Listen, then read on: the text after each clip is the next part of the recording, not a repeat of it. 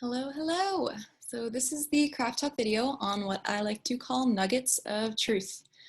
This can also sometimes be referred to as the logic of a poem or the statements. So descriptions and stories make up poetry for sure.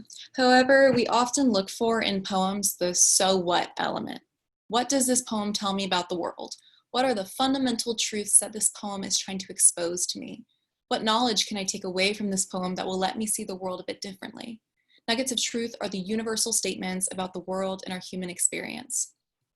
For example, the following excerpt comes from a poem that centers around two little girls catching lightning bugs in their grandparents' backyard.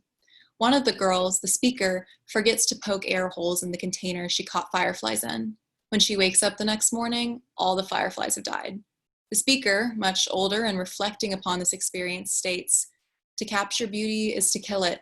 To enjoy the zigzagging of lights is to watch it suffer. So maybe this is to say that delight is torture, and to write is to see everything in this world as beautiful, yet so devastating." There's a lot to unpack there, but the speaker is stating that oftentimes when we try to capture beauty, we are inducing harm. Think of captive animals in cages at zoos, or even selfies that we take and furiously edit because we feel we aren't up to social media standards. There's pain in catching beauty. And in this statement, this could be used to describe a multitude of scenarios in the world. However, don't feel like you need to be some Aristotle or Plato with all the knowledge in the world just teeming in your head, ready to expose to the reader.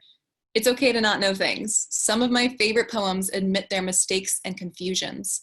People often think that poets need to know the world upside down, inside out, because poets have, throughout history, been the moral compass to a lot of the world's happenings.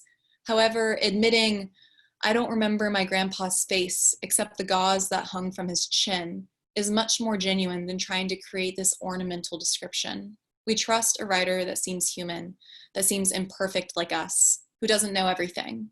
Use your gaps in knowledge to your advantage just as much as you use what you already know. When it comes to the location of logic statements, I always find they work best to spread it out, like most things in poetry. Perhaps after a description or at the apex of your piece, where the emotion of your poem is at its highest point. The truth statement can levy out and counterbalance the intensity of a previous moment. But every poem is different with different needs. I offer those to you just as a springboard as to how to get started.